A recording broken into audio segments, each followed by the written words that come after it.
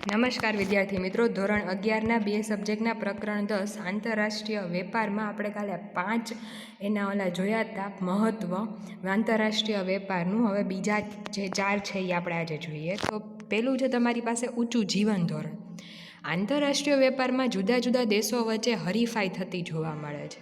આજે આપણને ખબર છે કે આજે એવું જરૂર નથી કે કોઈ બે દેશ વચ્ચે જ આંતરરાષ્ટ્રીય વેપાર દેશ છે પૃથ્વી પર, તો એ બધા વચ્ચે આંતરરાષ્ટ્રીય વેપાર થતો હશે. તો એમાં જેમ બે દુકાનદારો વચ્ચે હરીફાઈ હોય એમ બે દેશ વચ્ચે પણ હરીફાઈ તમને જોવા મળે. હરીફાઈમાં ટકી રહેવા માટે ઉત્પાદકો પોતાની વસ્તુની કિંમત ઓછી હોય ને ગુણવત્તા વધુ સારી હોય એવો પ્રયત્ન કરશે રહે તે માટે પ્રયત્ન કરતા હોય છે. કોઈ પણ ઉત્પાદક છે એ શું પ્રયત્ન કરે કે એની કિંમત બને એટલી ઓછી રહે અને એની ગુણવત્તા સારામાં સારી રહે, એટલે એની વસ્તુ વધારે વેચે. ટૂંકમાં એનો કોન્સેપ્ટ એ હોય તો એ માટે એ પ્રયત્ન કરતા રહે છે. સારી ગુણવત્તાવાળી વસ્તુ નીચી કિંમતે મળતા લોકોના જીવન ધોરણમાં સુધારો થાય છે. આજે સારી ગુણવત્તાવાળી વસ્તુ મને મળતી હોય તો ઓબ્વિયસલી મારું જીવન ધોરણ સુધારવાનું છે, પણ સાથે મારી એની ખરીદ શક્તિ હોવી જોઈએ. ખરીદ શક્તિ હોવી, આવક હોવી, એટલી ખરીદ શક્તિમાં એ વસ્તુ મળી રહેવી એવું ક્યારે થાય? જ્યારે એ વસ્તુ સસ્તી હોય. આજે મારા ઘરમાં હું એમ માનતી હોય કે સોફા હોવા જોઈએ, સરસ મજાનું LED હોવી જોઈએ, બધું હોવું જોઈએ, પણ એ એટલું મોંઘું મળતું હોય, ઇમ્પોર્ટેડ માલ એટલો મોંઘો મળતો હોય તો એ મારું જીવન ધોરણ ઊંચું નથી જવાનું, મારી કેપેસિટી નથી એટલા માટે. આજે એ વસ્તુ વ્યવસ્થિત મળતી હોય ઓછા ભાવમાં ને સારી ગુણવત્તાવાળી, તો એ વસ્તુ હું લઈ આવું તો મારું જીવન ધોરણ પણ ઊંચું જશે. નો ડાઉટ એક ભૌતિક સુખ સુવિધાઓની વાત ન કરતાં માનસિક રીતે પણ અને સાથે જે આપણે ખાઈએ છીએ એ બધું પણ આની અંદર આવી ગયું કે બધાની અંદર સારી ક્વોલિટી અને સસ્તું મળે તો માણસનું જીવન ધોરણ ઊંચું જાય. તો આવું શક્ય બને જ્યારે બે દેશ કે 3 દેશ કે જેટલા દેશ એ બધા એકબીજાની હરીફાઈમાં ઉતર્યા હોય તો એકબીજા આવી પ્રયત્ન કરશે કે સસ્તી અને સારી વસ્તુ આપે, અને જો એવી સસ્તી ને સારી વસ્તુ મળશે તો લોકોનું જીવન ધોરણ ઊંચું જશે. સંસ્કૃતિ, ફેશન અને જ્ઞાનનો વિનિમય.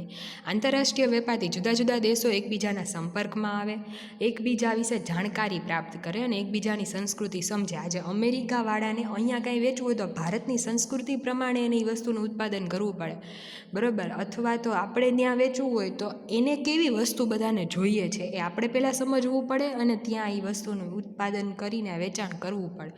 તો એકબીજાની સંસ્કૃતિ સમજે છે જેથી લાંબા ગાળે આંતરરાષ્ટ્રીય સુમેળ અને સંવાદિતા સાધી શકાય. ત્યારે જે તે દેશના રિલેશન સુધરે, અને એ રિલેશન હોવા એ કટોકટીના અથવા તો મુશ્કેલીના સમયે ખૂબ જ કામ આવે. આજે આ કોરોનાનો કાળ આવ્યો તો ત્યારે દેશોની એકબીજા ઉપર અવલંબન હોય, એકબીજા ઉપર આધારિત હોય તો એ દેશ તમે ઊંચા આવી શકે. આજે વેક્સિન કોઈ એક દેશમાં બની છે અને એ દેશ સાથે કોઈના સારા સંબંધ નથી તો તમે એની પાસે લેવા જશો તો એ નહીં જ આપી શકે, બરાબર? નહીં જ આપે. એની સામે જો એ દેશ સાથે બધાના સંબંધ સુધરેલા હશે, વ્યવસ્થિત હશે, તો એક વ્યક્તિ જેને વસ્તુનું સંશોધન કરી લીધું છે તો એ બધાને સ્પ્રેડ કરશે. ભલે ને ઉત્પાદન આપણા દેશમાં થાય પણ એનો જે મેઇન જે એનો ફોર્મ્યુલા હોય એ તો તમને મળી જાય. એટલે આ બધી વસ્તુ કોઈ બી મુશ્કેલી કે કોઈ પણ સમયમાં તમને કામ આવે જો તમારા સંબંધ સારા હોય તો બીજા દેશ સાથે. અને આમ જુદા જુદા દેશો વચ્ચેની સંસ્કૃતિ, ફેશન અને જ્ઞાનનો વિનિમય થાય, બરાબર? સંસ્કૃતિ, ફેશન એકબીજાની. આજે આપણે એમ કે વેસ્ટર્ન કલ્ચર આવી ગયું તો એ શું બોલી છે? વેસ્ટર્ન એટલે એ શું છે? આપણા દેશની બહાર જે વેસ્ટર્ન દેશો છે, જે પશ્ચિમી દેશો છે એનું કલ્ચર એમ. તો આજે છે એની સંસ્કૃતિ, એની ફેશન, જ્ઞાનનો વિનિમય થાય. આજે બીજા દેશો છે ને એ સંસ્કૃતને અથવા તો ભગવદ્ ગીતાને પોતાના યુનિવર્સિટીમાં એક વિષય તરીકે ભણાવે છે, તો એને આપણી સંસ્કૃતિનો સ્વીકાર કર્યો. આજે યોગા ડે ક્યારે આવ્યો? આપણા પ્રધાનમંત્રીએ જે યુનાઇટેડ નેશનમાં એનો ઉલ્લેખ કર્યો ને એના ઉપરથી તો એ બધાએ સ્વીકાર્યું, બરાબર? કે ના, આવું આ જે છે એ આખા દેશ, આખા બધા પૃથ્વીએ આખા બધા દેશોએ સ્વીકાર્યું કે આ વસ્તુ સેહત માટે, આપણા સ્વાસ્થ્ય માટે ખૂબ જ ફાયદાકારક છે. તો આજે બધી વસ્તુ જે થઈ રહી છે એ શું છે, એક આના ઉપરથી તમે સમજી શકો કે સંસ્કૃતિ, ફેશન ને જ્ઞાનનો વિનિમય આંતરરાષ્ટ્રીય વેપાર દ્વારા શક્ય બને. જ્યારે એક દેશ બીજા દેશના ટચમાં આવશે ત્યારે તમે એની સાથે કોઈ પણ રીતે આ બધી વસ્તુની આપ-લે થતી રહેશે.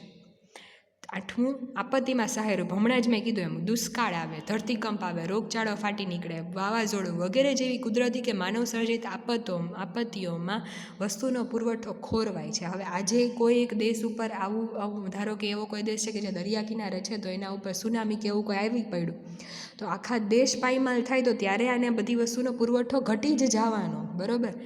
ત્યારે આંતરરાષ્ટ્રીય વેપારનું મહત્ત્વ વિશેષ છે.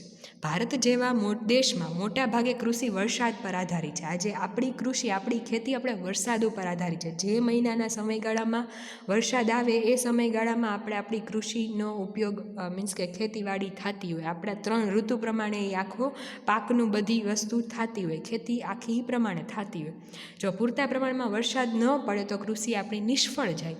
આવા સમયે વિદેશથી અનાજની આયાત કરી દુષ્કાળ જેવી કુદરતી આપત્તિનો સામનો કરી શકાય છે.